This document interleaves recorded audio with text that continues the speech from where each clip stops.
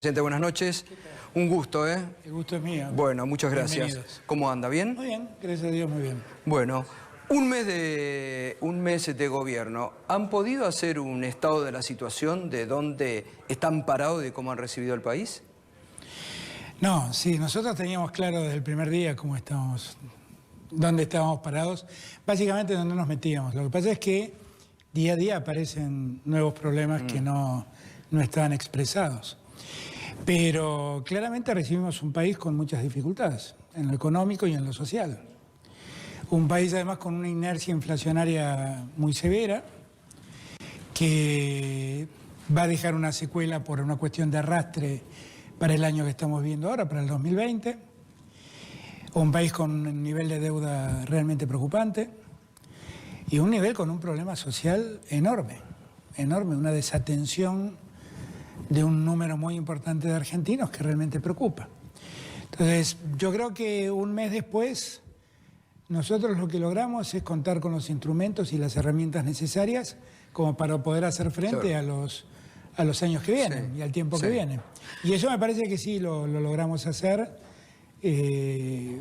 y me parece que vamos por el buen camino. Claro, yo me refería que claramente hablábamos en la campaña con usted, todos los que cómo preveían encarar, pero una cosa es cuando se sientan y empiezan a ver, usted mismo nos decía la semana pasada que han encontrado estado de deudas no declarados, sí, claro. O en algunos ministerios, como pasó en el Ministerio de Relaciones Exteriores. Eso que algunos llaman pasivos, deuda flotante, que es deuda que está impaga, pero no está registrada como deuda, sino como una deuda no vencida, y en verdad están vencidas. Y eso pasa absolutamente en todos los ministerios. Bueno, en Cancillería tal vez fue el caso más escandaloso, ¿no? Porque son deudas con organismos internacionales de crédito, y algunas de una magnitud tal que asombra. Lo que pasó con Naciones Unidas, que Naciones Unidas nos conminó a pagar algo de la deuda que teníamos, que fueron alrededor de 17, 18 millones de dólares. Y si no lo hacíamos, perdíamos la voz y el voto. Muy grave. Muy grave. Ahora, yo sé que a usted no le gusta mucho hablar de herencias, pero digo, auditorías van a realizar, van a hacer denuncias, porque por lo que nos venimos enterando, en algunos ministerios han encontrado ministerios bastante, digamos, en estado de bancarrota o con problemas, o estaban denunciando. Catopodi el otro día estuvo en el programa, denunció, bueno, secretarías creadas, digo. En base a eso, ¿va a haber algún tipo de denuncias, presentaciones? Nosotros no queremos hacer política sobre la base de la persecución judicial. La criticamos todos estos años. No, está perfecto. Pero el que haya cometido un delito deberá responder, eso está claro. No es que nosotros tenemos una política de la denuncia, que fue lo que pasó básicamente en la gestión anterior. Lo que nosotros tenemos es la idea de que tenemos que gestionar. Ahora, si en el hacer nos encontramos con que alguien ha cometido un delito, esos serán denunciados sin ninguna duda. Ha arrancado usted con, bueno, digamos, un congelamiento por 180 días. Hay también en este aspecto de tarifas. Ha habido ahí mucha controversia, ¿no? Si esto era un ajuste o no ajuste. Realmente llamativo para aquellos que no hablaron durante 4 años de ajuste en la Argentina, tal cual, ¿no? Tal cual. Y sobre todo se dio allí una polémica muy grande con el tema jubilados. Vamos a hablar de todos los temas, porque tenemos mucho para hacer, digo, pero con tema de los jubilados, muchos lo entendieron como un congelamiento a los jubilados, cuando, bueno, se les ha dado en diciembre, en enero, para marzo va a haber. ¿Cómo va a seguir esta política con los jubilados? A ver, vamos a poner un poco de orden en el discurso dominante de los grandes medios. Primer punto, si la palabra ajuste quiere decir poner orden en las cuentas públicas, nosotros queremos poner orden en las cuentas públicas, porque el desorden era magnífico, ¿eh? Quiere decir que había desorden. Enorme. No, la economía argentina y las cuentas públicas del Estado eran definitivamente espantosas. Espantosas. Argentina, tal como estaba organizada, era un país inviable. Absolutamente inviable. Ahora, lo que nosotros dijimos en campaña es, ¿quién va a pagar ese ajuste? Y yo dije hasta el cansancio que no lo iban a pagar los sectores más débiles. y no lo van a pagar los sectores más débiles. Bueno, acá tal vez está el debate. Y acá voy a terminar el tema, a la pregunta, a contestar la pregunta. La verdad, ¿qué fue lo que hicimos nosotros? Nosotros tratábamos de ir sobre los que están en mejor situación económica. ¿Quiénes son? Los que exportan. Ellos son los que mejor están. Por eso fuimos sobre los exportadores, básicamente, porque son los que tienen más capacidad contributiva hoy en día. Y después, sobre un sector de la sociedad que ha hecho una manifestación de riqueza en bienes personales, teniendo bienes en el exterior, pero proponiéndoles que si esos activos financieros que tienen en el exterior los traen a la Argentina, pagan lo mismo que se paga por bienes personales en Argentina, no se multiplica por 2 esa tasa. Entonces, en realidad nosotros hemos cumplido con lo que hemos dicho en la campaña. Ahora, hay definitivamente un problema, que es que Macri, cuando diseñó el sistema de ajuste a los ingresos de los jubilados, lo hizo como hizo todo, con una gran irresponsabilidad. Claro. Esto no quiero abrir nuevos debates o viejos debates, pero fue una gran irresponsabilidad, porque la idea, ¿cómo era para que la gente me entienda? Hasta ese momento, los sueldos de los ingresos de los jubilados se ajustaban teniendo en cuenta el aumento general de sueldos, sí, y cómo crecían los ingresos públicos, que es la verdadera fuente que tiene el Estado para pagarle a los jubilados. Sí, sí, sí. Entonces, eso daba una tasa por la cual se actualizaban los sueldos, los ingresos de los jubilados. Macri cambió eso. ¿Y qué dijo? Dijo, voy a tener en cuenta ahora cómo crecen los salarios y cómo crece la inflación. Él siempre prometió que... la iba a bajar. Bueno... Y nunca ocurrió. Nunca ocurrió. Y además no ocurrió solamente eso. Él prometió públicamente que el sueldo de los jubilados iba a superar a la inflación, cosa que no ocurrió en estos 4 años. No solamente dijo, voy a hacer que los jubilados sigan a la inflación. Como es una tasa que combina salarios más inflación, ¿qué terminó pasando? Que a los salarios todos prácticamente siguieron la cláusula gatillo. Entonces, jubilados e ingresos terminan siendo lo mismo. No es un mix, es exactamente lo mismo. Y eso es lo que terminó generando un sistema de indexación de la economía tremendo que el Estado Nacional no puede seguir, no puede acompañar. Entonces, ¿qué hicimos? Dijimos, vamos a parar acá la pelota por 180 días.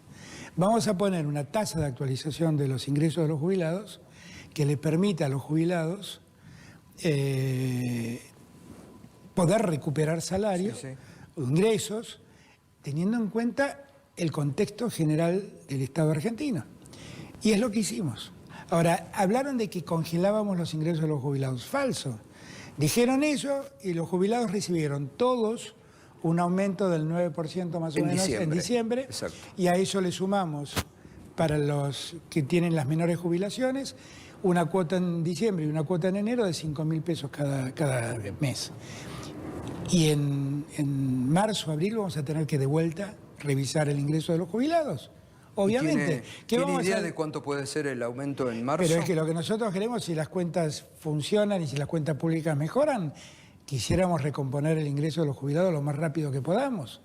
Y queremos hacer una tasa de actualización del ingreso de los jubilados que sea acorde con la realidad económica del Estado argentino. ¿Ya han empezado a trabajar en la nueva fórmula que van a tener? Hoy estábamos trabajando porque por la ley de solidaridad lo que hicimos fue crear una comisión para que se dedique a eso, donde hay también diputados, legisladores. ¿Usted tiene alguna idea de cómo podría ser la fórmula? No tengo una idea, pero me parece que lo correcto es acercarse más a la lógica, a la fórmula previa, que combinaba salarios e ingresos públicos. Porque ahí se tiene en cuenta cómo crecen los salarios y cómo crecen los ingresos del Estado. Pero lo que está claro es que tenemos que mejorar todo lo que podamos los ingresos de los jubilados, eso no cabe duda. Pero en marzo va a haber otro aumento y para todos los jubilados. Por supuesto. Y yo espero que en porque julio, algunos están enojados porque dicen, pero ¿por qué pusieron el techo de 20.000 pesos? Porque no hay para todos.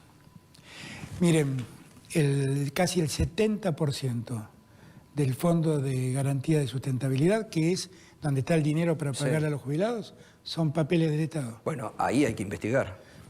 A eso me Pero refiero. Yo cuando hay... entonces, si bueno, se va a hacer un a mí inventario, me impacta porque- mucho, lo hablaba ayer con Axel. ¿Y qué pasó Me impresiona con el mucho porque ahora de 70%? repente están preocupados por la Sí. clase media. Sí, sí. Y la destruyeron, la clase media. Ahora de repente están preocupados por los jubilados. Y se llevaron toda la plata del Fondo de Garantía de Sustentabilidad. Entonces, yo lo que no sé es mentir. Y no sé mentirle a la gente. Y no le voy a mentir a la gente. Nosotros vamos a ir recomponiendo los ingresos de los jubilados poco a poco. Y vamos a seguir ocupándonos de los que peor están.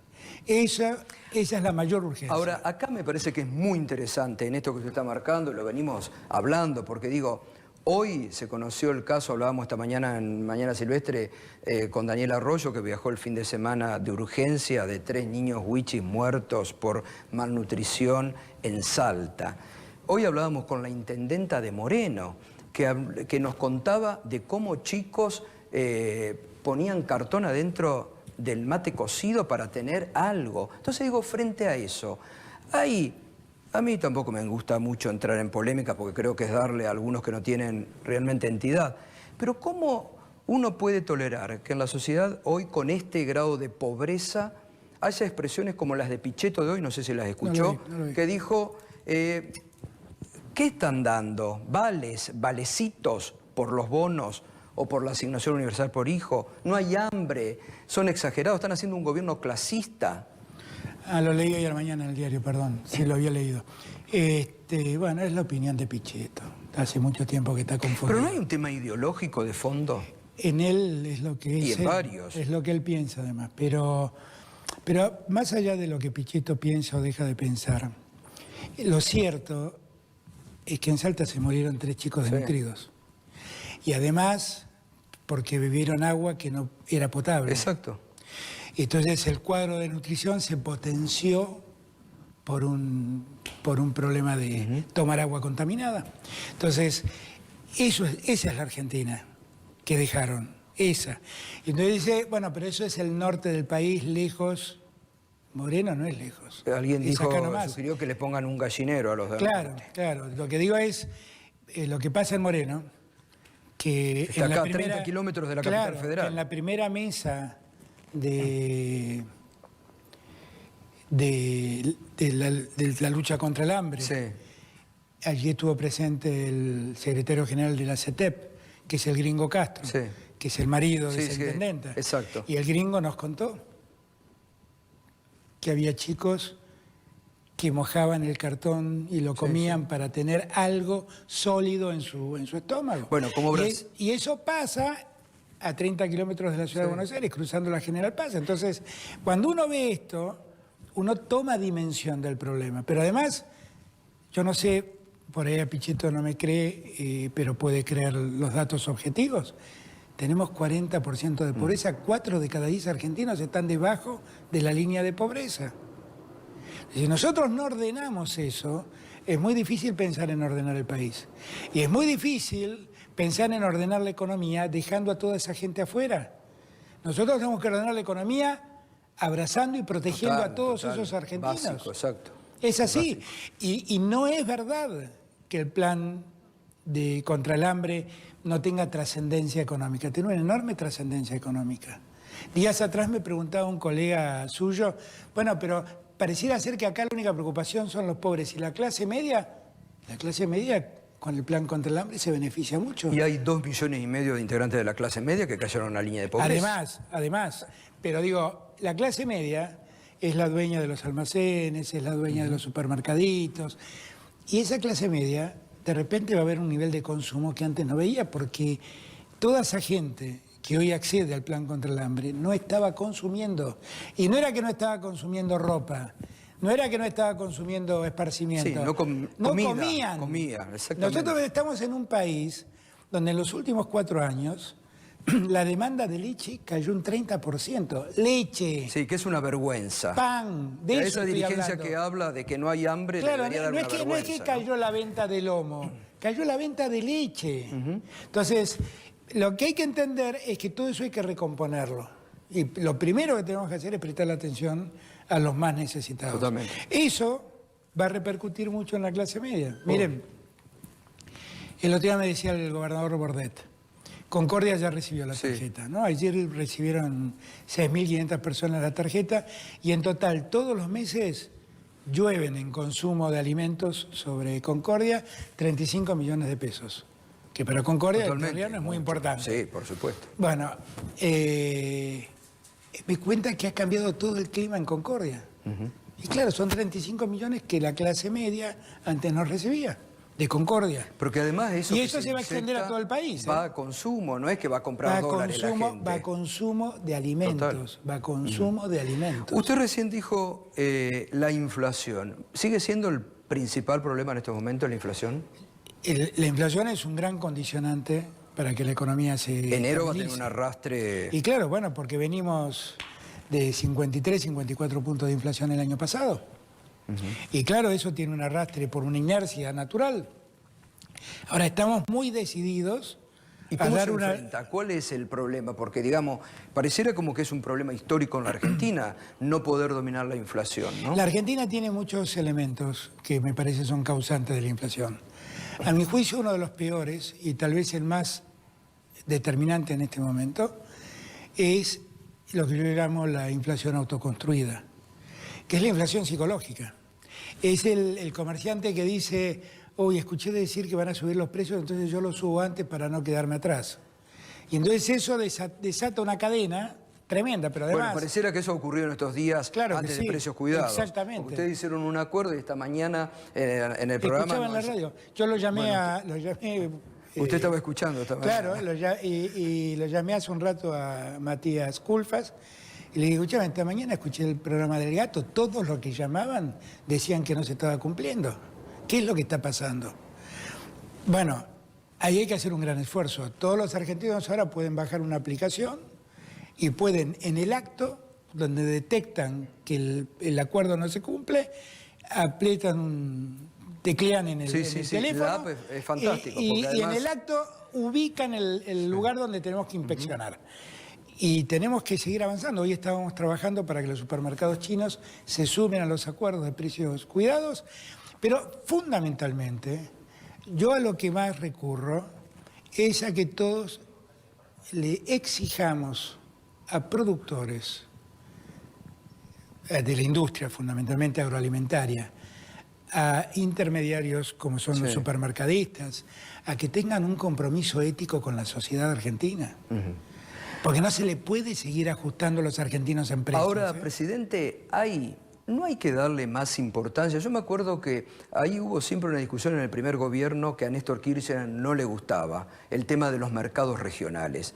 No hay que ir por mercados regionales. Lo que hacía Paco Durañona, instalar las ferias, acercar al productor que venda, o la economía popular, que en estos años mucha gente comió gracias a la economía popular. Hay una de las cosas que nosotros estamos tratando de hacer con este tema, y también con la tarjeta, es precisamente tratar de acercar a los productores directamente al consumidor. Totalmente. Y abaratar costos. Y sí. Para eso estamos trabajando ahora en conseguir Ahí se van a quejar los grandes supermercadistas. Bueno, pero lo que pasa es que si ellos no ayudan, otro deberá ayudar. Y habrá que buscar otros métodos. No es una mala idea, es una muy buena idea. Cafaro en Zárate lo hace. Exacto. Y eso hay que intentar hacerlo de un modo más organizado a nivel nacional. Y por eso estamos buscando que haya cantidad de postnet suficientes para que en esas ferias puedan pagarse con la tarjeta. Con tarjeta. Ah, fantástico. Estamos trabajando justamente en eso. Y para que se pueda acceder... Hay un montón de cosas. Cuando uno pone en marcha estos planes, hay un montón de cosas que conjugar que hacen complejo el tema. Pero lo vamos a ir sacando poco a poco adelante. Volviendo a otro tema, ustedes han dado ahora un aumento a los privados de 4.000 pesos, se va en febrero también, y a los estatales.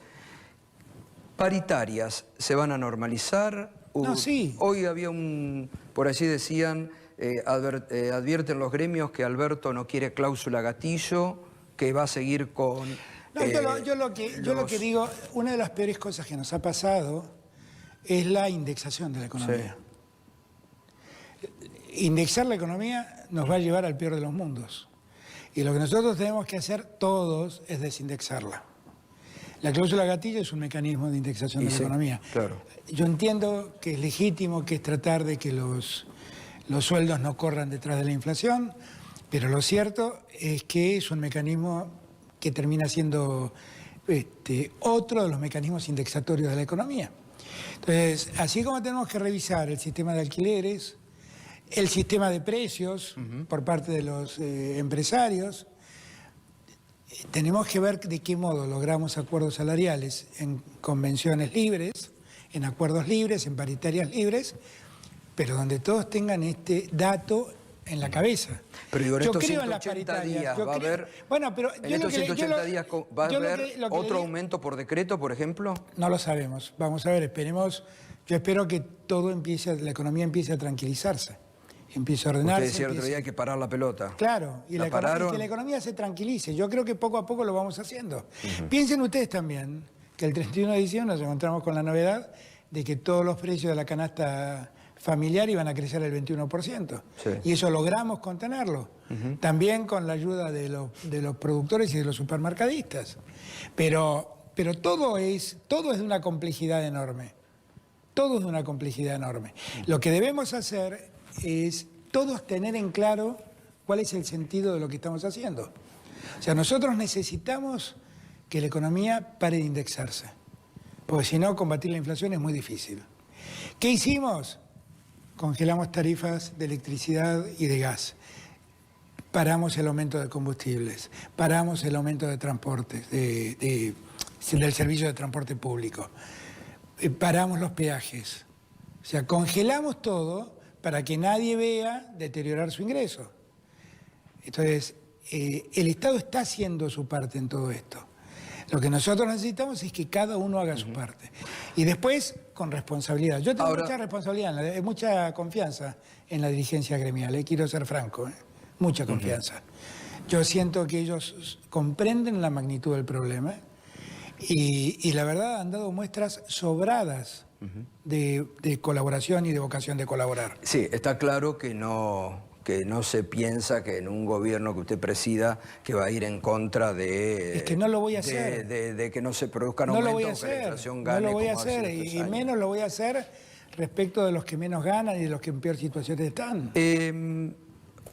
En las últimas horas el ministro Guzmán dijo que no iba a ir a auxiliar a la provincia de Buenos Aires por un vencimiento que tiene el jueves de 250 millones de dólares y esto disparó que caigan los bonos. Algunos medios dicen, bueno, no auxilian a Kicillof, posibilidades de default de la deuda de la provincia de Buenos Aires. ¿Qué es lo que pasó? No pasa nada, simplemente eso no está previsto en las cuentas del Estado Nacional. Eso es todo lo que dijo Guzmán y es la más estricta realidad. Después tendremos que ver cómo encarar el problema, pero la verdad es que no está previsto ese auxilio. Es la deuda que heredaron en dólares en la Todo provincia. todo es deuda que se ha heredado, todo es deuda que se ha heredado. A Axel lo trataban el otro día los defensores de la clase media como si él fuera el culpable de lo que estaba pidiendo y en verdad los únicos culpables son los que destruyeron la economía en la provincia de Buenos Aires también y la endeudaron como la endeudaron. Entonces, la verdad es que en las cuentas del Estado Nacional no está previsto ese auxilio, no lo está. Por lo tanto, tendremos que ver cómo abordamos el problema. Es el primer momento del problema de la deuda. No es de la deuda nacional, es de una deuda provincial, pero que hay que hacer frente a la discusión y al debate, a ver cómo lo encaramos. ¿Y cómo se puede encarar? Porque digo que la provincia de Buenos Aires entre en un default... Ahí tenemos que tener paciencia. Estamos conociendo el problema. Axel está muy dedicado al problema. Ayer estuve con él en Mar del Plata. En Chapadmalal y estuvimos hablando también de este tema. ¿Y es problemática la situación de las provincias? Sí. Hay provincias que se han endeudado de un modo inexplicable. Mendoza. Yo lo escucho a Cornejo hablar y digo, qué notable, impresionante. 300 millones de dólares endeudada la provincia para gastos corrientes, virtualmente.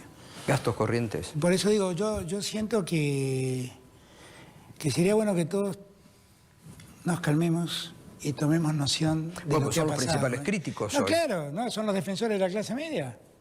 Los escucho hablar y parece que se rasgan las vestiduras defendiendo a la clase media, la empobrecieron, la mandaron a la pobreza y resulta que ahora vienen a darnos clases de economía. Yo no lo puedo creer. Yo lo digo esto con la mayor humildad. Digo, tengan presente en dónde estamos parados. Y no estamos parados aquí porque ustedes dejaron el colectivo parado en este lugar.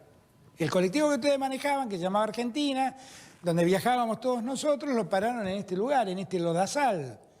La verdad que tengo que salir del lodazal, por favor, déjenos a nosotros, pero además no nos den cátedra, porque la verdad que no están para darla, sinceramente. Y con la Ciudad de Buenos Aires, que usted ha dicho que va a bajar la coparticipación, ¿hay diálogo? Ahí estamos hablando con Rodríguez Larreta. Yo evito hablar de este tema, francamente, porque yo estoy seguro que vamos a poder hablar y ponernos de acuerdo. ¿Tiene buen diálogo con Horacio Rodríguez Larreta? Sí, tengo el diálogo correcto que tiene que haber entre alguien que gobierna el país y alguien que gobierna la ciudad. Lo que está claro que nosotros... Bueno, él salió a bajar los decibeles. Claro que sí, algunos no, trataron, pero él dijo, por eso. Yo lo que creo es que tenemos que buscar el modo de encontrar una solución a este problema. Ahora, Pero... ¿no ha llegado el momento de discutir lo que está hace tanto tiempo que no se discute, que es una nueva ley de coparticipación federal? Sí, vamos a aclarar una cosa. La Ciudad de Buenos Aires no recibe coparticipación primaria, recibe coparticipación secundaria. Claro. ¿Qué quiere decir esto? Que es dinero que el Estado Nacional le dio a la Ciudad de Buenos Aires. Bueno, le había aumentado Macri, ¿no?, a la Ciudad de Buenos Aires. Exactamente. Por eso digo, es dinero que el Estado Nacional le cede a la Ciudad de Buenos Aires. No es dinero que sale de otras provincias, salen del Estado Nacional por lo que fue un acto volitivo de Macri, de la voluntad de Macri de apoyar a su distrito.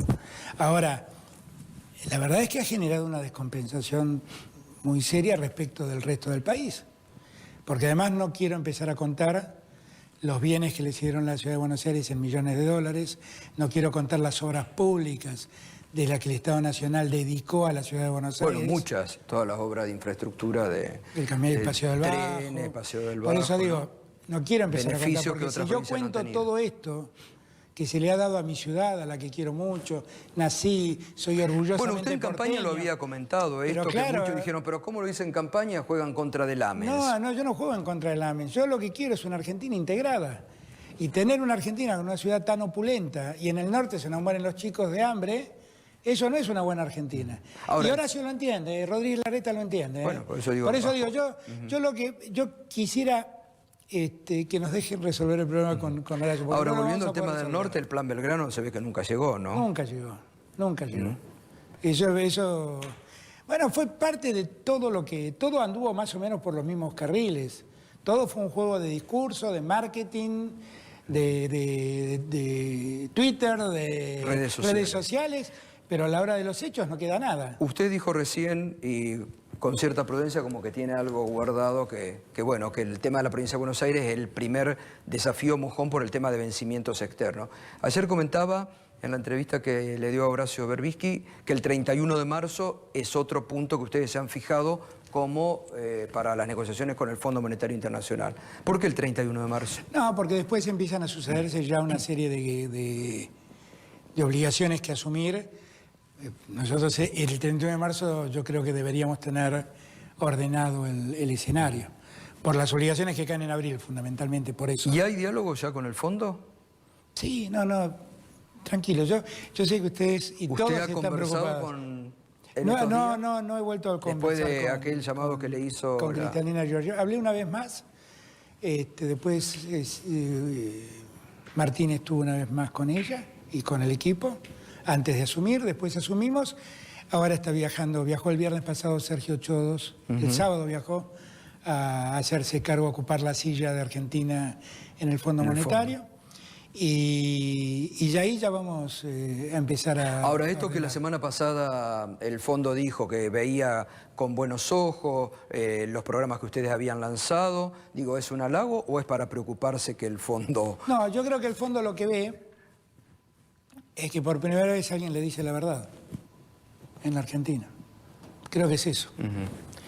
Y después de haber sido un gran responsable,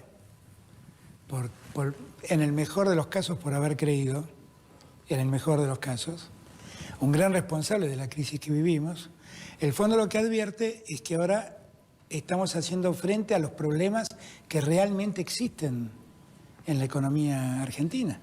¿Qué quiere decir eso? Resolver los problemas de la pobreza, resolver los problemas de nutrición, resolver el problema del trabajo. volver a poner en marcha el aparato Claro. productivo argentino, todas estas cosas que durante mucho tiempo dejó de hacerse en Argentina. Y hay una diferenciación indudablemente entre lo que va a ser la negociación con el fondo y con los acreedores privados, ¿no? Sí, por eso, yo de esos temas honestamente no quiero hablar mucho, porque es una negociación en ciernes. Y bueno, mire, a alguien se le ocurrió decir que los bonos, que íbamos a hacernos cargo de la deuda de Buenos Aires, y los bonos de Buenos Aires treparon de un día para otro. Sí. Otro día salieron a decir, Martín dijo, yo no tengo previsto esto, y los bonos Hoy. nos trepidan. Cayó. Entonces, lo que digo, hay que ser muy cuidadoso con los mercados, porque en ese juego hay mucha especulación. Bueno, ahí también puede ser porque trascendió que Trump estaba como una especie de, no sé si decir chantaje o extorsión, de decir, bueno, si ustedes lo tienen a Evo Morales y si ustedes acompañan a Maduro, no va a haber acompañamiento de Estados Unidos en el Fondo Monetario Internacional. ¿Existió eso? ¿Ustedes han tenido alguna comunicación? Cuando del vimos esa nota en Bloomberg, nos ocupamos de hablar con el gobierno americano, todos negaron eso. Empecé por hablar con Guillermo Nielsen, porque la nota decía que Claver, que es el director para el hemisferio occidental del Consejo de Seguridad de la Casa Blanca, decía que Claver le había dicho eso a Nielsen. Le pregunté a Nielsen si eso había pasado, Nielsen me dijo que nunca ocurrió. Pero aún así hablamos con Claver, y Claver lo negó también. Ahora, ahí es otro caso. ¿Quién fue el que dijo eso? ¿Por qué Bloomberg publicó eso? Porque hubo un integrante del gobierno norteamericano que lo dijo. O porque hay alguien que está especulando con los bonos. Porque ese día bajaron todos los bonos. Porque hay alguien que está especulando con el precio de los bonos. Entonces, por lo que sea, hay que moverse con mucha prudencia. Nosotros tenemos que entender que hay miles de millones de dólares en juego Total. para mucha gente. Y un punto más, un punto menos, cambia Sí, sustancialmente ahí la empiezan suerte los de muchos. buitres a latear, Claro, ¿no? claro. Entonces, yo por eso creo que hay que ser muy cuidadoso. Bueno, esto es lo que le había pedido la directora del fondo a usted, ¿no? Que se traten de manejar en las conversaciones en forma Pero es que además reservada. debe ser así. No es un tema que se pueda andar. Yo entiendo el interés periodístico, obviamente lo entiendo. Volvemos al tema, usted lo hacía al pasar recién, cuando decía, le tenemos que pedir a los que más tienen que hagan el esfuerzo y a los exportadores. La mesa de enlace no fue a la convocatoria que respondieron todos los sectores. En la Casa de Gobierno, la que usted comentaba recién, fueron todos. Ahora otra vez han hecho algunas protestas, si bien algunos lo fogonean integrantes del PRO, pero digo, ¿esto no es también una cuestión ideológica? Porque las retenciones las reimplantó en septiembre del 2018 Macri, ¿no? Sí, claro. Ustedes lo que están haciendo ahora es readecuar, ¿no? Claro, pareciera que somos los responsables del cepo y de las retenciones. Y todo eso lo hizo Macri. Pero, a ver, la verdad es que ¿De cuánto va a ser el hay aumento? dos, ¿Usted ya ha definido? No, todavía no hemos avanzado sobre eso. Estamos trabajando con la gente del campo. Está Luis Basterra trabajando en eso. Pero la realidad es que el día que firmamos el documento, que todos firmamos, menos, hubo dos entidades que adhirieron al documento, que fueron, si no me equivoco, Coninagro y Federación Agraria. Y la mesa de enlace dijo que no había tenido tiempo para poder estudiarlo en detalle. Yo lo lamenté, pero lo interpreté también como que se van a sumar finalmente y van a trabajar finalmente. Yo creo que estamos en un tiempo en donde el campo tiene que olvidarse de las rencillas, porque si no es muy difícil avanzar. Pero ahí usted no ve como que hay sectores de Cambiemos Sí, claro o que sí. de los Lilitos que están fogoneando. Pero eso no es el campo, eso es otra cosa. Esos son pícaros que usan al campo para hacer política. Pero yo de la 125 aprendí, ¿eh? No, ¿Y qué para mí no aprendió? fue gratis.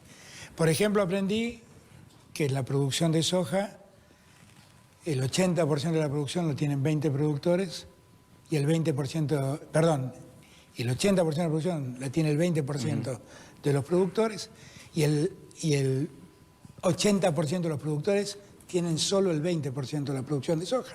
Entonces no todos pueden pagar del mismo modo, no todos tienen la misma entidad. Y por eso en la ley yo mismo hice agregar un artículo ordenándome a mí diferenciar los productores para darles reintegros y para que no todos paguen lo mismo. En eso estamos trabajando. Yo eso lo aprendí. Y lo que creo que tenemos que hacer es buscar la manera de Bueno, de trabajar juntos con el campo, porque el campo es una pieza muy importante Pero, por para la supuesto. Argentina. El campo y la agroindustria son más de la mitad del país, entonces, en materia de exportaciones. Entonces, a mí me parece que es muy importante que entendamos la importancia del campo y que el campo entienda que no estamos en un tiempo de confrontación, estamos en un tiempo de necesidades, que es otra cosa. Volvemos al tema tarifa, congelamiento, y después del que se termina No, el y tema de después volver a otra lógica, Miren, la ¿Están matriz... analizando ya el tema de desdolarización? ¿Cómo va a ser? Por ejemplo, la Bueno, desdolarización. de hecho estamos desdolarizados porque Sí. no hay aumentos. Ajá. Pero lo que digo es, nosotros lo que tenemos que entender es que la lógica que imperó hasta acá no puede seguir existiendo. Tanto hablaron de la matriz K, la matriz K. Sí. La matriz del gobierno anterior lo que hacía era hacerle a los amigos comprar empresas en servicios públicos en baja. Cuando los amigos compraban, empezaban a subir peajes, empezaban a subir tarifas. No, amigo, la familia presidencial empezaban estuvo a también darle ahí. todas las ventajas. No solamente amigos, la familia Claro, presidencial claro, estuvo claro. en peajes y en los parques eólicos. Por eso, todas las ventajas. Y así hicieron las diferencias que hicieron. Y eso, yo no quiero empresas de servicios energéticos que solo trabajen para su beneficio. Yo quiero empresas de servicios energéticos que den energía a los hogares y den energías a la producción argentina. Eso es lo que necesito. Y si yo tengo empresas de servicios energéticos que las pymes o los hogares no pueden pagarlo, es lo mismo que no tener servicios energéticos. Entonces la tarifa tiene que ver, como dirían los sociólogos, con los términos de riqueza de una sociedad dada en un momento dado. Yo necesito que la luz y el gas valgan lo que razonablemente pueden valer teniendo en cuenta los términos de riqueza de la producción de la industria argentina y del ciudadano medio argentino. Eso es lo que hace falta. Y eso se descontroló. Sí. Entonces a nosotros nos dicen, no, pero nosotros pagamos menos de lo que pagan en París, pero no cobramos lo que gana un parisino. Claro. Totalmente. No, pero pagamos menos que en Nueva York, pero no cobramos los sueldos de Nueva York. ¿Y en NAFTA va a pasar lo mismo? ¿Qué pasó ahí? ¿Hubo cuando... No hubo nada. La verdad es cuando que... aumentó YPF y usted tuvo que... No, yo lo que pedí era que eso... Es la misma lógica, o sea, tratemos de sostener el escenario por un tiempo hasta que nosotros demos alivio a la gente. Porque si resulta que yo ayudo a los jubilados a que estén un poquito mejor y ayudo a los que trabajan a que estén un poquito mejor con estos 7.000 pesos en totales que se sumaron a sus sueldos, y resulta que inmediatamente después empiezo a subir tarifas, y subo peajes, y subo transporte, bueno, se le vuelve a ir la plata en eso. Yo la verdad que mi única preocupación son ellos, y que la economía se estabilice, entre en un escenario de estabilidad. Eso es lo que necesitamos. ¿Está analizando suspender el tema del soterramiento del Sarmiento o quitar la concesión de lo que se estaba haciendo? La verdad es que francamente no estoy viendo eso por ahora, pero no sé si lo estarán viendo los ministros del área. Y con el tema de obras públicas... bueno, lo que ha pasado con obras públicas es dantesco, es dantesco. Yo escuchaba, durante 4 años escuché dar clases de obra pública y cuando llegué y vi lo que hicieron... No lo puedo creer. ¿Por qué? Porque no hicieron nada. ¿Y las famosas PPP no funcionaron? Nada. Las obras públicas son unos pocos kilómetros de rutas y algunos servicios cloacales y de agua, no mucho más que eso. Y el Metrobús, que es el gran hallazgo. Que cuando uno pregunta la historia dice, bueno, la verdad es que llegamos para hacer subtes. Y como no teníamos plata para los subtes, nos dimos cuenta que esto más o menos es lo mismo que un subte por arriba. Esa es la explicación teórica del Metrobús, que no funcionó mal, no voy a decir una cosa por otra, ha funcionado bien, pero que en verdad fue una salida de urgencia. Hoy Patricia Bullrich le reclamaba una idea superadora, dice, no van a construir más Metrobús, bueno, a ver, ¿qué van a hacer? Vamos a darle dignidad a la gente, Patricia, que es lo que te olvidaste vos de darle a la gente. Vamos a hacer que cada uno pueda vivir y que no se nos mueran los chicos en el norte. Vamos a hacer que los jubilados vuelvan a tener dignidad con su ingreso. Ahora, y el tema de la obra pública lo va a manejar, porque el otro día, por ejemplo, Catopodi en el programa anticipó que corredores viales van a reestatizar 5 o 6 porque las concesiones privadas evidentemente Porque no están funcionan. funcionando, Y no, porque simplemente. uno paga el peaje. A mí me pasa cuando voy a Entre Ríos, paga el peaje y la ruta... Es que eso es enriquecer a un empresario, no es O darle un acá, servicio a la la gente. autopista Buenos Aires-Rosario tiene unos baches tremendos. Claro, por eso. La idea que tenemos nosotros es poner orden en todas esas cosas, no es reestatizar todo, no es esa la idea. La idea es que pongamos en esa tarea de ordenamiento, que es muy compleja, porque está todo muy desordenado, por eso es muy compleja. En esa tarea de ordenamiento también está el tema de la obra pública, también está el tema de las viviendas. Bueno, También eso es fundamental, ¿no? La deuda... Nosotros tenemos que volver a recrear no solamente la construcción de viviendas sociales, tenemos que resolver el hábitat de mucha gente. Y resolver, mire, hoy me llovieron los mensajes, me llovieron a través de las redes sociales. La principal preocupación de mucha gente es el tema de los créditos UBA en este momento. Sí, claro. Sí. Y de los hipotecarios y los no hipotecarios, En términos ¿no? de números, es un número bastante acotado de gente. Pero están en un problema. Están Claramente desesperados. están en un problema, porque los han embarcado en un barco sin timón. Y está claro que están en un problema. Pero estamos trabajando en la solución. Bueno, de ese problema. Entendamos que... Durante enero han congelado, digo... Entendamos que es un problema donde el Estado es ajeno. O sea, para que todo el mundo me entienda. Usted me compró un departamento a mí y a mí me pagó el banco X. El problema lo tiene usted con el banco. El Estado no tiene nada que ver. Ahora, Pero el Estado si lo es verdad, embarcó, ¿eh? No, si es verdad, no, si el Estado promovió este crédito. Por eso digo, el Estado Sí, es le verdad. decían... Sí, pero es un vínculo entre partes, sí, está claro. entre partes privadas. Sí es verdad que hay alguien que se está beneficiando mucho Claro. y hay alguien que está padeciendo mucho. Entonces, ver cómo se recompone eso. Bueno, hoy Ahí, anunció Pelle que va a hacer caso por caso, que empezó a Claro, analizar. pero además, yo ya lo viví esto, quiero ser franco. Lo viví cuando fui... Para mí todo esto es una suerte de déjà vu diario, cotidiano, porque todo digo, uy, esto es igual que aquel caso. Cuando nosotros llegamos en el año 2003, tuvimos el problema de la especificación, Claro. que es muy parecido era. Tremendo fue. En este caso al revés, ¿no? A alguien que había depositado dólares y se le devolvían pesos. Entonces, la Corte eso lo fue resolviendo con un sistema que lo llamaron, con una lógica o una doctrina que la llamaron la doctrina del riesgo compartido, que era tratar de dividir las pérdidas y los esfuerzos. No que lo pague solo uno. Lo que está pasando hoy en día es que el deudor de ese crédito es el que está pagando todo el costo de una devaluación magnífica que produjo Macri. Sí, sí, Nosotros no tenemos noción, Gustavo. Pero si uno revisa la salida del 2001 de la convertibilidad, ¿qué representó para la Argentina? Representó un aumento de pobreza, igual que ahora. Sí. Un aumento de desocupación, igual que ahora. Una devaluación del 400%, igual a la que Macri hizo en 4 años. O sea, nosotros en 4 años sufrimos un efecto devastador sobre nuestra economía, tan devastador como el efecto que sufrimos el día que salimos de la convertibilidad. Igual, las proporciones son... Es más, la devaluación de Macri es más severa todavía. Ha sido más grande en esos 4 años. Ha sido durísima. Y sí, de más del 500%, calculó, porque piense usted que estaba a 9,50 y terminó en 63. 63 pesos.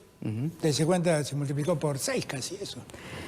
Presidente, en su discurso inaugural, digamos, usted enfocó, fue muy aplaudido, fue muy contundente cuando dijo nunca más una justicia que persiga al adversario, donde los servicios de inteligencia persigan este armado del poder político, mediático y judicial, como digo yo, que dominó, que cogobernó 4 años la Argentina, que se dedicó muchas veces a hacer persecuciones, infiltrado los servicios.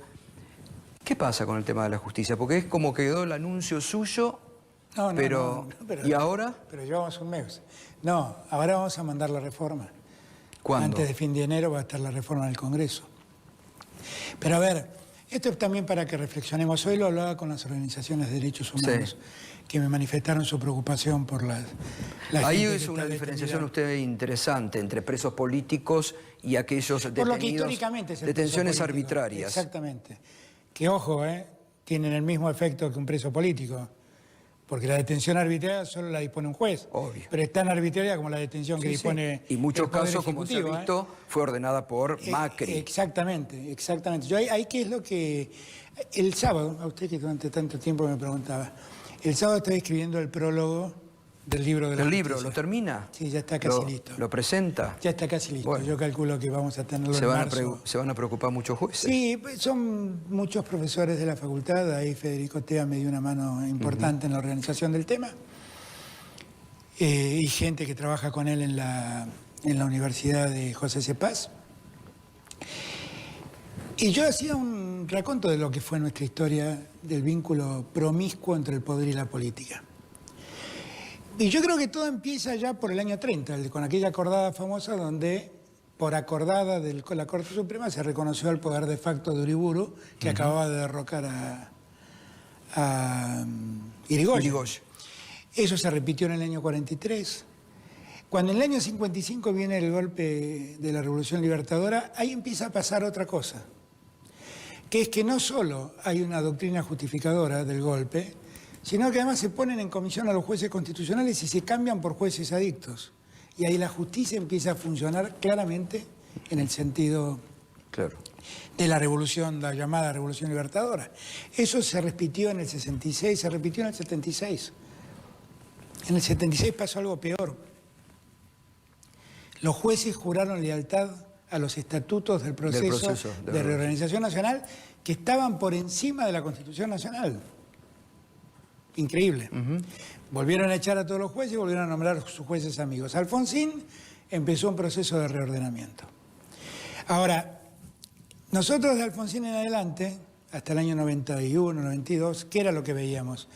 Es que había cierta intromisión del poder político en la justicia, básicamente para pedir que la justicia avale decisiones políticas. La ley de obediencia debida. Entonces, pedirle a los jueces que avalen esa decisión. Y en el peor de los casos, en el menemismo esto se vio, pedir en favor de los propios funcionarios. O sea, funcionarios acusados, ir y pedir que se preserve a los funcionarios.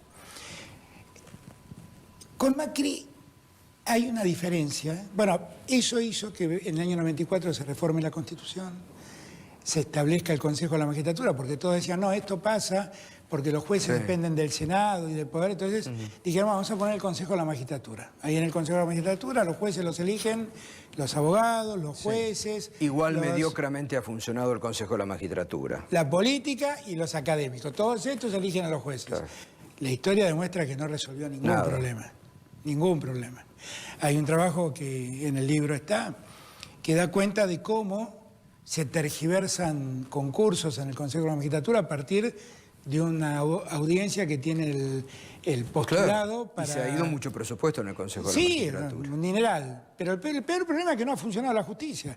Ahora, en los 4 años de Macri pasaron algunas cosas diferentes. Es la primera vez que en la democracia se usa la justicia para perseguir opositores. Es la primera vez. Y se construyen causas con la participación de servicios de inteligencia y se construyen causas avaladas mediáticamente por ciertos medios de comunicación. Esa es la mayor gravedad de estos 4 años. Bueno, lo de D'Alessio, que el sábado habló con Darío Villarroel diciendo, tremendo. Si yo te hablo, se caen todas las causas contra el kirchnerismo y donde y lo peor de todo es que nosotros como sociedad dependamos de un sujeto tan miserable como D'Alessio. Exacto, sí, ¿no? sí. De lo que él pueda decir. Exacto. Entonces, bueno, a ese nivel se manejaba. ¿Por qué hice yo todo este raconto de cómo la justicia? Porque nosotros lo que tenemos que hacer es independizar de una vez y para siempre a los jueces del poder político. Uno no necesita jueces amigos, uno necesita jueces dignos. Los jueces amigos son amigos del poder. Ahora, exacto, sí, total. Entonces, si el poder cambia, seguirán siendo Ahora, ¿y amigos eso del cómo poder. lo va a hacer? Ya está, el proyecto ya está listo.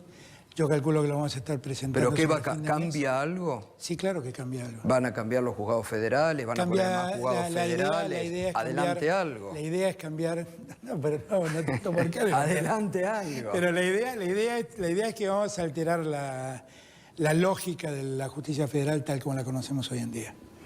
La vamos a alterar.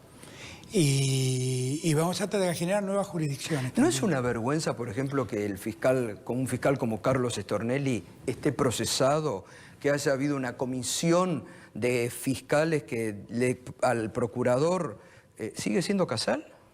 Por ahora sí. Ajá. Hemos propuesto a Daniel Rafecas. ¿Lo acompañará el radicalismo o le va a poner palos en la rueda? Yo creo que sí. Porque están enojados porque investigó los sobornos en el Senado de la Nación. Bueno, pero hizo lo que él tenía que hacer como juez. Después, yo no quiero revivir aquel tema, pero él hizo lo que tenía que hacer como juez. Es Ahora, un gran juez, ¿no es una vergüenza que un fiscal que 9 meses negó a la justicia hoy esté procesado? ¿Qué se supone que puede hacer el nuevo procurador? Es un tema preocupante, me parece a mí, que siga en uso de su condición de fiscal. O sea, que siga acusando gente y persiguiendo gente. Después, yo no voy a abrir juicio sobre su culpabilidad o inocencia, porque tampoco eso está probado. Sabemos que está procesado, ¿no? Si no Exactamente, está procesado por el juez Ramos Padilla. Y lo que me llama la atención es que siga ejerciendo su cargo fiscal como si nada pasara. Me parece que cuanto menos hubiera sido prudente tomar una licencia, por lo menos, hasta que el tema se esclarezca.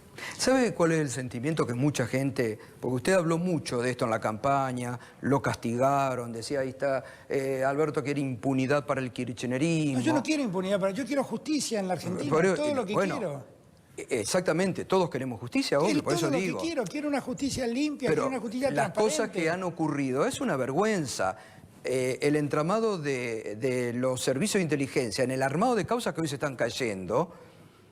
Ahora, por ejemplo, yo le hago una consulta. Si Bonadío, por ejemplo, le presenta la renuncia porque ya tiene acordada la jubilación, ¿usted se la aceptaría o que vaya al Consejo de la Magistratura y rinda cuentas? Bueno, el Consejo de la Magistratura hasta hoy, el día de hoy, no ha abierto ningún juicio político contra Bonadío. ¿Y ustedes no lo pueden pedir a través del representante? Bueno, es que se ha pedido, lo han pedido, pero ahí hace falta construir una mayoría. Ahí hace falta construir una mayoría. Es decir, usted eso no me estaría excede a mí dispuesto, totalmente. Pero usted no estaría, si mañana Bonadío le presenta la renuncia, ¿usted analizaría o se la aceptaría? Bueno, no sé, esperemos que presente la renuncia, porque esa es una hipótesis que no está... Pareciera no estar en los Trascendió cálculos. que hubo algunos jueces que intentaron un acercamiento con el gobierno. ¿Es verdad o no? Bueno, a mí no, y celebro que no me hayan llamado, porque no tienen que hablar conmigo. Nunca más tienen que hablar conmigo. Usted dijo, basta de operadores políticos, no Pero quiero operadores definitivamente políticos. yo no necesito operadores políticos. Yo quiero que todos entiendan que lo que yo quiero es que haya justicia. A mí no me interesa... Y conozco que por ahí ha advertido a algunos de sus funcionarios que no actúen de operadores políticos. Por favor, claro, porque algunos me han llamado, me han hecho llamar por personas y les pedí que nunca más me llamen. Porque yo no tengo nada que ver con la justicia. Yo lo que quiero son fiscales dignos que trabajen dignamente y jueces dignos que resuelvan dignamente. Y que hagan justicia, es todo lo que quiero. Que no sea un... Miren, en los tiempos que vivimos, desde hace muchos años, cuando un juez federal agarra una causa, la primera pregunta que se hace el abogado es ¿quién lo puso a este? Claro. No tiene que importar quién lo puso. Tiene que ser un juez y tenemos que confiar en su probidad. ¿Me permite, hacemos una pausa? Sí. Vio que hay todavía temas, ¿eh? Increíble. Faltan, ¿eh? ¿Vio? ¿Vio que hay temas? Y bueno, y un mes de gobierno. Uy, lo que va a ser al cuarto año. Vamos a tomarnos todo el día al cuarto año.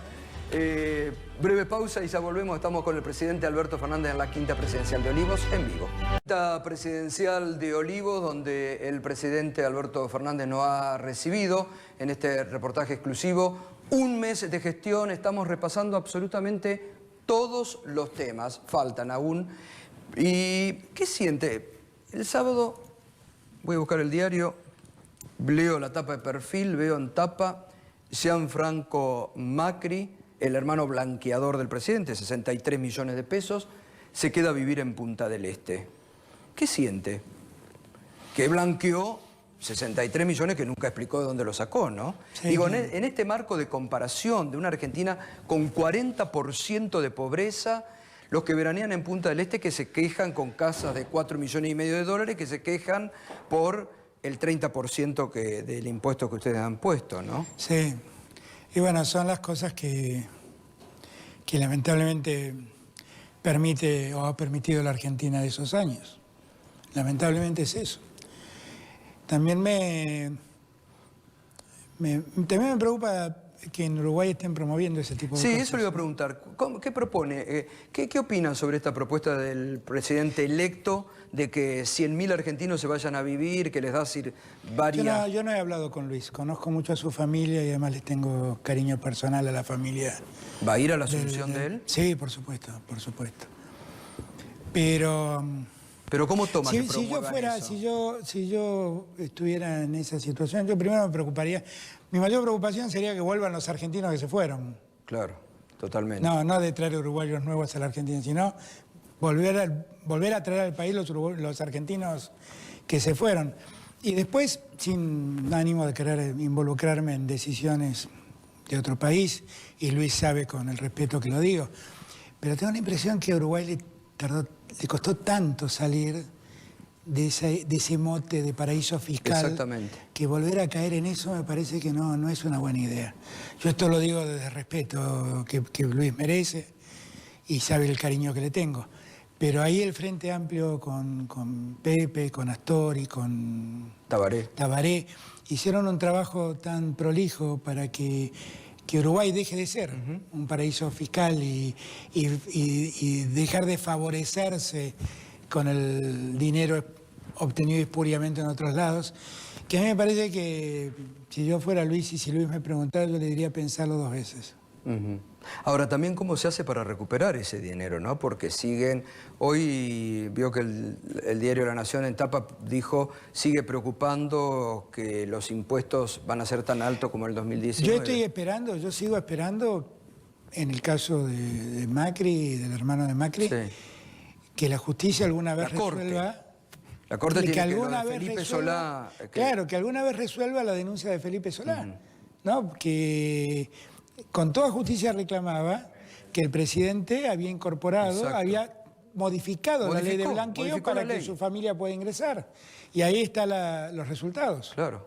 Yo estoy esperando que la justicia resuelva eso. Ahora, ahí también, volviendo al tema de la justicia, la Corte, yo no sé, ayer hablaban en el reportaje mucho más técnico, ¿no? Con Horacio Berbisky hubo un debate, pero digo, ¿cómo la Corte se toma tanto tiempo para responder cuestiones que a veces son muy urgentes, ¿no? O este tema, porque digo, a ver, que una persona que blanqueó de un día para el otro 63 millones de pesos en un marco de pobreza extrema como está la Argentina, que hoy alegremente diga con 4 causas judiciales. No, y lo peor de todo es que que alegremente diga, me voy a quedar a vivir en Punta del Este. Y los jueces argentinos que tienen 4 causas, algunas muy graves como parques eólicos o las que están involucrados con la familia presidencial, digo. Lo peor de todo es que todavía lo que estamos esperando que resuelvan es si Felipe Solá tiene personería para hacer la denuncia. Claro. Eso es lo peor de todo, pero no la hay verdad que es que fue un hecho escandaloso ese, fue un hecho escandaloso. Sí. El caso puntual de la Corte hay que verlo con mucho cuidado. ¿A usted no le gusta la ampliación que proponen? No, no es que no me guste, si sirve yo lo haría, pero era un poco lo que hablaba con Horacio ayer, o la semana pasada cuando hicimos el reportaje. El problema central de la ampliación es que hay que ver cuál es la utilidad. La utilidad con 5 miembros, la Corte con 5 miembros, ha sacado 24.000 fallos el año anterior. Es cierto, como decía Horacio, que muchos son fallos que dicen que por aplicación del artículo 280 rechazan. No corresponde el recurso. No corresponde.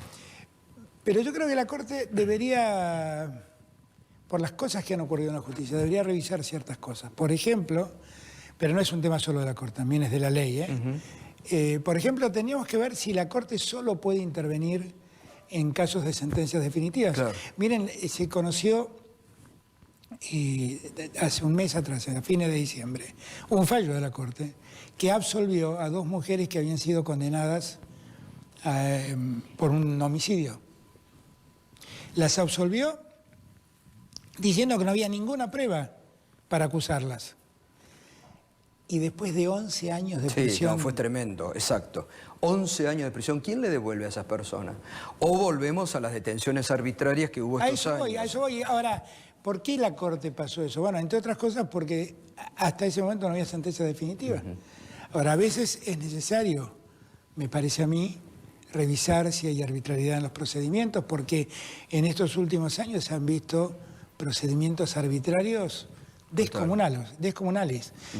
Piensen ustedes que hay jueces que han dicho que había que aplicar cierto criterio creativo para la aplicación del derecho penal. Es una cosa insólita eso. Es insólito. Es insólito decir una cosa así. Bueno, fíjese ahí también, dos jueces federales, digo, hay buenos jueces federales, ¿no? Servini de Cubría y Martínez de Giorgi, que están, digamos, con fallos muy contundentes en contra de la parte de la causa de los cuadernos. Porque digo, ¿dónde grabaron? ¿Dónde están los arrepentidos? ¿Cómo son los arrepentidos? ¿Qué hicieron? Y Martínez de Giorgi hace una elucubración muy correcta. Él dice, si la única prueba de sustento que hay para acusar a alguien es lo que dice un arrepentido, esa prueba se caería si el arrepentido vuelve a arrepentirse. Claro. Es muy impresionante, pero es así. Cada uno dice, bueno, un arrepentido es alguien que está incriminado y entonces dice, cuenta algo. Entonces, si está acusado y cuenta algo, ahora, y si se arrepiente y dice otra cosa después. Bueno, como ocurrió con la causa de los cuadernos. Hoy contó el doctor Ubeira, no sé si lo escuchó. Sí, el lo doctor escuché Ubeira, mañana, sí, lo lo de cómo le hizo pisar el palito a Stornelli, mandándole mensaje a través de Fariña de los arrepentidos que estaban. La cámara oculta que Stornelli le quería hacer era para saber en qué escribanía estaban esos supuestos arrepentidos. Es una vergüenza todo. Es toda una locura. Ahí entra el tema de la AFI que usted intervino, ¿no? Bueno, ¿cómo está ese proceso? No, muy bien. Hoy estuve a la tarde con Cristina Camaño. Cristina, hoy le decía lo contento que estaba de haberlo puesto ahí. Y es una gran mujer. Pero además, es una gran fiscal. Además. La verdad es que ese es el lugar donde el Estado de Derecho se niega. Exacto. Y tener a una persona que respeta el Estado de Derecho investigando lo que se hacía allí es mi mayor tranquilidad. Mi mayor tranquilidad. Y estuvimos hablando y ya en breve vamos a darnos cuenta de lo que ha pasado ahí también. Bueno, algunas cosas que han trascendido son tremendas, ¿no? Sí, sí. Bueno, por lo pronto pasaron a planta permanente 500 personas en el último... ¿Y qué entre las PASO y las elecciones. ¿Y ahí usted qué idea tiene de qué tipo de investigación tiene que hacer la AFI? No, a ver, pensar que un país en el mundo en el que vivimos puede prescindir de la inteligencia es imposible. Obvio. Ahora, lo que hay que redefinir es qué es la inteligencia. Por ejemplo, me contaba Cristina que en una reunión que hizo empezó a preguntarle a los directores qué estaban haciendo, no sé yo, y uno le decía, no, yo estoy siguiendo a los anarquistas. Yo estoy siguiendo a Alberto Fernández. A los anarquistas. ¿Y qué son los anarquistas? Claro. Me pregunté, ¿qué son? Bueno, no, porque es un grupo que pinta iglesias en contra del aborto. Pero eso no tiene que ser un servicio de inteligencia. Claro. O una cosa más cómica, ¿no? Nosotros estamos viendo a los montoneros cordobeses. ¿Qué son los montoneros cordobeses? Parece que en una de las marchas contra la minería en Mendoza apareció un cartel que decía Montoneros Córdoba. Entonces, claro, pero eso... Gastan recursos del Estado. Eso no es un problema de la inteligencia. Claro. Es un problema de la seguridad, si quieren, pero no es un problema de la inteligencia. Entonces, nosotros creo que tenemos que buscar el modo de volver las cosas a su punto justo. Un país necesita de inteligencia criminal, ver por dónde va el crimen organizado para poder prevenirlo y para poder impedirle que logre sus objetivos. Eso debemos poder hacerlo. Y la inteligencia criminal es muy importante en un país. Lo que pasa es que los servicios de inteligencia del Estado no están para hacer inteligencia criminal. Para ello están los departamentos de inteligencia criminal de los ministerios de seguridad. Cuando en el año 2005 Alberto Iribarne fue ministro de seguridad, con él lo hicimos. Claro. Y creamos, después todo eso se diluyó. Exactamente. Pero no con él lo hicimos. ¿Le ha pedido ya, o va a pedirle la ministra a la auditoría para determinar si la Gendarmería recibió presiones para que hagan esa autopsia sobre Nisman y ese veredicto que tuvieron, que es tan controvertido, que choca con el peritaje que hizo en su momento oficial la Corte, los peritos de la Corte? Es una... Bueno, ya todos saben lo que pienso al respecto. Sí. No, que después se enojan conmigo, ¿no? Pero la verdad es que yo estoy haciendo cálculos, tengo 35 años más o menos de profesor de Derecho Penal en la Universidad de Buenos Aires, yo nunca vi una pericia de esa naturaleza. Una pericia que determina cómo ocurrió un hecho sin haber estado nunca en el lugar de los hechos. Exactamente. Yo nunca vi una cosa igual. Pero bueno, ¿Pero cómo no se contrastó con la pericia oficial de la Suprema Corte, de los peritos de la es que Suprema dice Corte? algo totalmente contradictorio. Por eso, pero además dice cosas llamativas. Quien haya visto el documental de Nisman, por ejemplo, la afirmación del horario de la muerte. Exacto. Que dicen que es un cálculo matemático. Sí. ¿Cómo se llega a esa conclusión? Increíble. Ahora, la verdad lo que nosotros... Yo no quiero aventurar cosas, porque la verdad es que yo no tengo ni siquiera ganas de remover esas cosas. Lo que sí es necesario es que advirtamos lo que pasó. Exacto. Por lo menos para que no nos vuelva a pasar. Que no dejemos que pasen No, esas y que no cosas. se use una fuerza de seguridad para eso.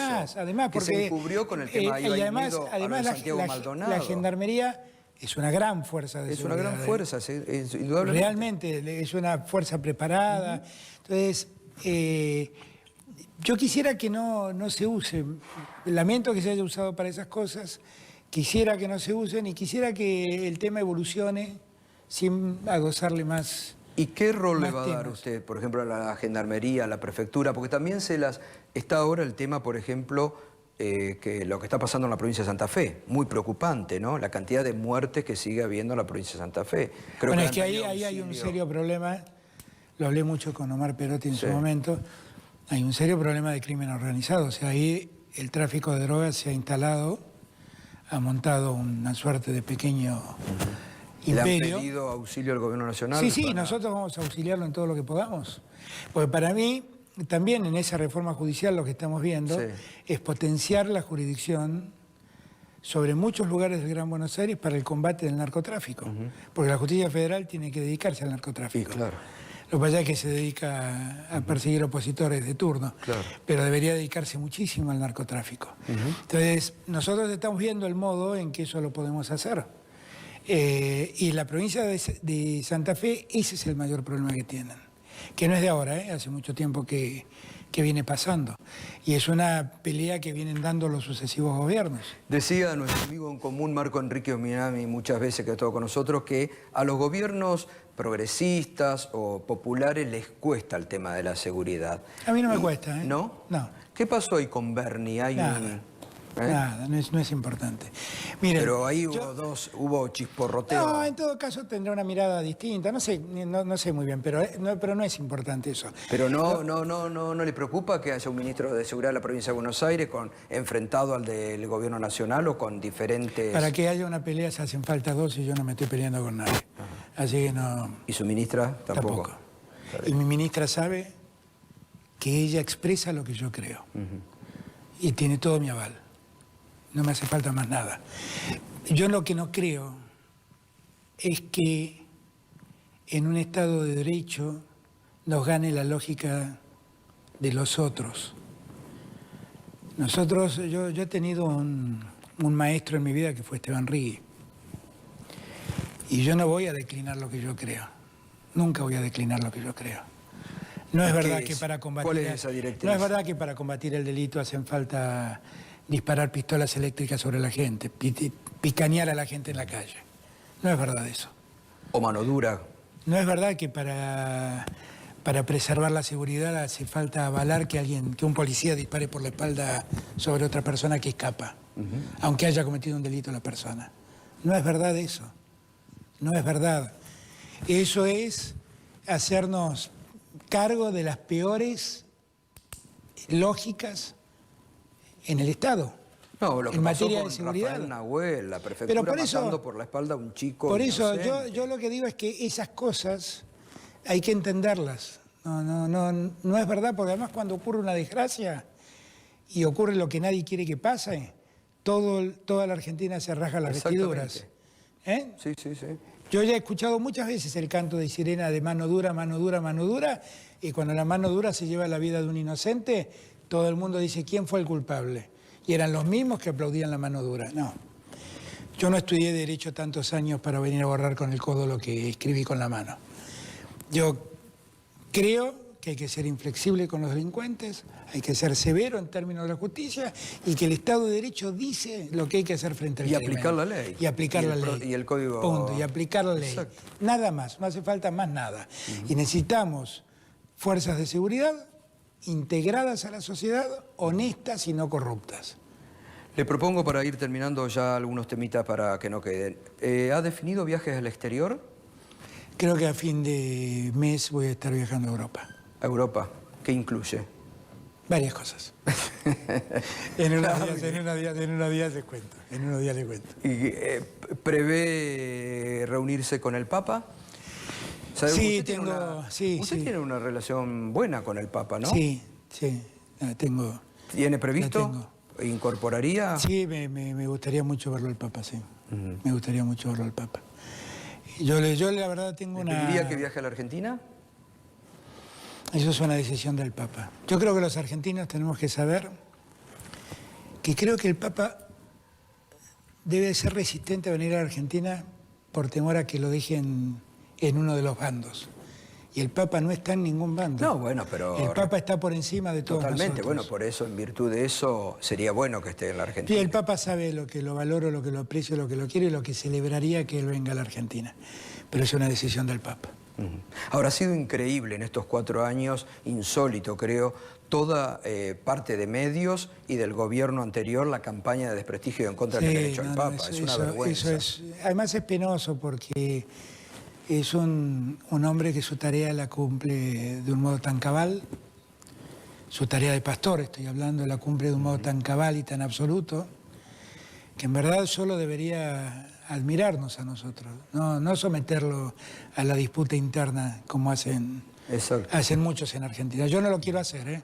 El Papa no es mío, es de la humanidad. Exactamente. ¿Con Bolsonaro cómo está la relación? ¿Hay relación? ¿Se han hablado? ¿Va a ir a...? No sé, mi relación con el pueblo de Brasil es óptima, porque los quiero, porque los valoro. Felipe estuvo reunido con el canciller. El que habló con el canciller y la verdad es que yo no concibo que podamos llevarnos mal con Brasil. Estoy esperando que en algún momento podamos volver a hablar, claro. Simplemente. Yo siempre estoy dispuesto. ¿El eje pasa Argentina-México ahora? A ver, el Mercosur para nosotros es muy importante. Y todo lo que sea preservar el Mercosur para mí es muy importante. Y todo lo que sea hacer crecer el Mercosur para mí es muy importante. O sea, Ahora, México es un país enorme, la segunda economía de América.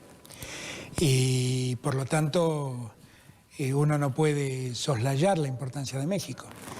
Y en la coyuntura, además, tenemos la suerte de que en México la preside alguien a quien yo quiero y valoro tanto como Andrés Manuel López Obrador. Así que estamos trabajando mucho con ellos. Ellos nos están acompañando en muchos proyectos. El canciller estuvo días atrás en la reunión de CELAC y ahí estuvieron viendo cómo mejorar la relación comercial con México. Yo tengo muchas expectativas de que con México podamos hacer muchas cosas. ¿Y con Estados Unidos?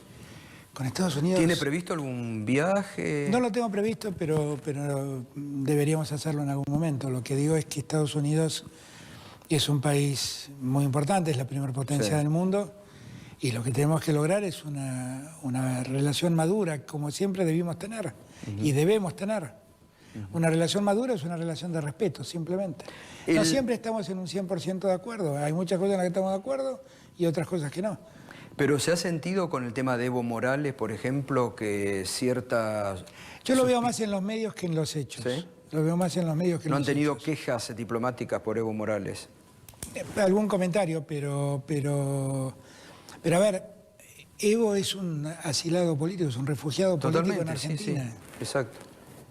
Tiene los derechos de un refugiado político y yo no estoy para cercenar derechos de nadie. Y estoy muy contento de haber ayudado a que Evo salve su vida, claro que sí. Sí, bueno, estoy muy tranquilo, ¿no? Exactamente. En términos humanitarios, estoy muy tranquilo y estoy contento que esté en Argentina. Ahora, eso, después está la vida interna de Bolivia, con las críticas, todo el mundo ya sabe lo que pienso sobre lo que ha pasado en Bolivia, pero eso ya Yo espero que Bolivia rápidamente recupere la democracia, que se vote y que los bolivianos elijan al presidente que quieran, y yo respetaré la decisión del pueblo boliviano porque eso es otro país y no me voy a meter en sus cuestiones internas. Exactamente. Dos últimas. Había anunciado que iba a enviar al Congreso el proyecto del Consejo Económico y Social. Va a ir también en extraordinarias. Va a extraordinarias. La reforma judicial y el Consejo Económico y Social van a ir a extraordinarias. ¿Jubilaciones de privilegio? También, pero lo que pasa es que jubilaciones de privilegio hay que hacer, es parte de una comisión que debe analizar, son dos casos, ¿no? El caso judicial. Exacto. Y el caso de los diplomáticos. ¿Y qué idea tiene para este? Porque es una buena idea lo del Consejo Económico y Social. No, para mí es muy importante. ¿Quiénes lo van a integrar o quiénes lo integrarían? Para mí es muy importante. Lo que pasa es que el Consejo va a ir variando de acuerdo a la materia que se toque. No es que hay un consejo para todas las materias. Pero yo lo que quiero es que esté presidido por alguien. ¿La Baña? Que sea, a mí me encantaría que fuera él, pero bueno, no sé, es una decisión de él también. Y primero tiene que salir la ley. El proyecto que nosotros estamos mandando, el presidente del Consejo es alguien que funciona con autonomía del presidente de turno, dura en su cargo más allá del mandato presidencial y necesita acuerdo del Senado. Con lo cual le quiero dar una estabilidad y una independencia, porque lo que aspiro es que en esos lugares se pueda empezar a construir políticas de Estado. ¿Como la Oficina Anticorrupción, por ejemplo, también? Bueno, es otra cosa. La Oficina Anticorrupción lo que le he dado es más autonomía. La he jerarquizado y le he dado más autonomía, que es lo que quiero, que pueda trabajar con libertad. Y allí también pusimos a un fiscal, gente educada en el Estado de Derecho, en el que confío que hará las cosas bien. Y por último, una cuestión, dos, me queda acá que había anotado. Minería, ¿van a enviar con todo lo que ha pasado en Mendoza, las protestas en Chubut, van a delinear algún marco para una nueva ley de minería? Hay que entender que las provincias son propietarias de su suelo. Claro. Por eso digo, y que ¿van a delinear alguna línea? Es muy poco lo que el Estado Nacional puede hacer. Ahora, el Estado Nacional piensa que el Gobierno Nacional piensa que la minería es muy importante para el desarrollo de muchas regiones del país. Que en muchas regiones del país se desarrolla sin conflicto social. Hablo de San Juan, hablo de Catamarca, hablo de Santa Cruz. Y en otros lugares hay conflicto social. Lo que nosotros tenemos que garantizar es una minería que cuente con el acuerdo de la comunidad y que garantice la no contaminación. Para eso Juan Cabandier está trabajando mucho, para fijar normas que garanticen el medio ambiente. Lo que creo es que hay que revisar algunas experiencias. La de San Juan, por ejemplo. Yo le pedí al gobernador Uñac que me preste a su secretario de Minería porque vi el trabajo que hizo. San Juan, que tuvo un momento de mucho conflicto, lo resolvió. Y lo resolvió con la participación ciudadana y con un férreo control del gobierno provincial sobre la calidad de la producción minera. Y eso es lo que yo aspiro que podamos hacer.